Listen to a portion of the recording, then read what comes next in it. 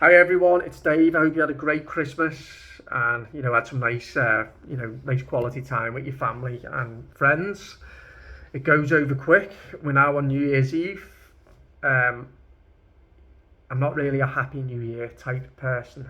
I've never really got the whole New Year celebrations, letting off fireworks. Let's make 2023 the year that everything changes for the better and all the rest of it.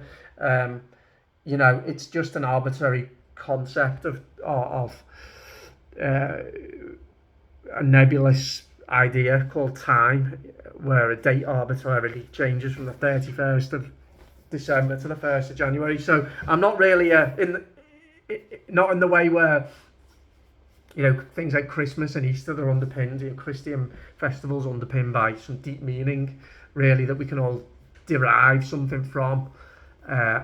With New Year, it's just a new date. So I'm not really a Happy New Year type. Obviously, I will say I hope that your life, brings with it deep purpose and meaning and sense of belonging and community.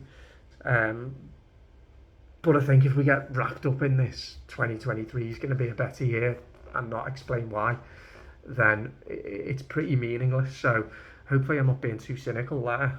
I hope you understand where I'm coming from. So it's just another day for me. I probably won't stay up till 12. Me and Sarah will probably be fast asleep by then. But I was going to make a point on the very, very unnerving situation in relating to what's allegedly going on in China. I just thought I'd put it on record here. I've not seen any other commentary around this. I've not watched anybody else's thoughts. I don't know whether anyone else is even talking about this. So this is purely just what I think, or not even think, but I've got a bad feeling. 2 or 3 months ago, the mainstream media started covering the situation in China about them ending their zero COVID policy. Now, we know we can't rely on anything that the Western mainstream media tell us, but apparently China committed to this zero COVID strategy, which they probably did, because don't forget there were very many voices in our country who wanted that. They actually thought they could eliminate the virus. That's how stupid they are. So I'm sure in China that did happen. And the mainstream media, they covered quite extensively why China had abandoned this strategy. And then they covered the protests in China and described them as heroic and as kind of like freedom fighters, really, against the authoritarian government, which I'm sure they were, and fair play to them. Because if the situation in China has been what it appears to have been, then those people who've stood up against their regime, they really are heroes. But it got me thinking, well, why is the mainstream media in the West suddenly changing their angle? Why are they focusing so much attention on China? What is their angle on this?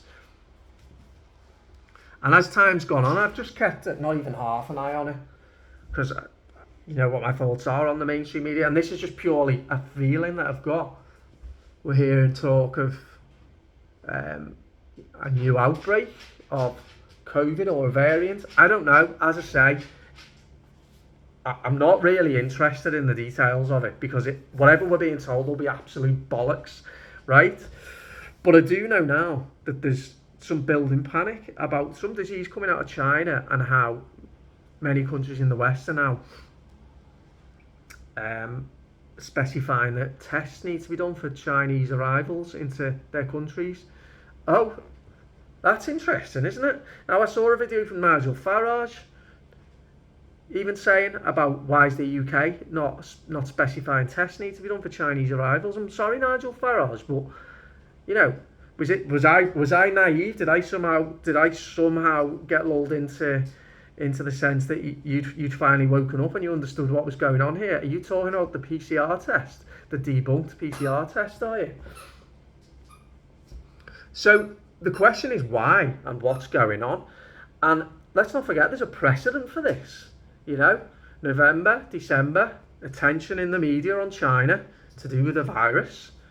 You come to December, January, and then the coverage starts to increase and the fear starts to build and they start to sow these seeds of panic and no one really knows what's going on. But there seems to be something sinister out there. Now, when did this last happen? Now, I'm just thinking very logically here, because it feels to me, and I might be completely wrong, I probably will be, let's get it out there straight away, I'm probably going to be completely wrong here. It's just a feeling I've got, purely a feeling, a sense I've got that history's going to repeat itself. Honestly, I feel history is about to repeat itself. Not in exactly the same way, but pretty much in a similar way. Because it just seems that the parallels seem too obvious. I've spent much of the last couple of years talking about conversation and people waking people up and trying to understand what's been going on, the lies that we've been told, the reality of the world that we live in, and talking about it. And we've not done it as a society. It's sent me loopy, that has not been able to have those basic conversations. And for the two main reasons, because number one, I said, well, the people who need to be held responsible won't be. And number two, it's going to happen again. And it will. And is it about to happen again? It's even sooner than I thought. Let's not forget, we hear a lot of talk. I hear a lot of talk about people saying that, we've reached critical mass, people have woken up, and they have. They've woken up in terms of being aware that they've been lied to, but not in terms of acknowledgement, proper acknowledgement, conversation, bravery, and talking and seeking justice. And I've talked about it till I'm blue in the face, and I really have. But let's not forget, though, that many of these people are if an order was placed by governments around the world on the instructions from their puppet masters, and we all know who they are, to bring out the face underwear again and to lock down because there's another killer disease out there, you've still got a relatively smallish percentage of people who literally would just disbelieve. If their government said to them, you need to go out into your front garden and do a shit in the front garden every Tuesday at 7 o'clock in the evening because that will ward off coronavirus, you've got a subsection of people who will do that. They will do literally anything. But you've also got the section of society who will, despite everything that's happened and the suffering that they've seen and the fact that they are aware that things aren't right, they'll comply in large enough numbers with what they're told to do to create absolute tyranny in society once again. They won't comply in the same numbers as previously.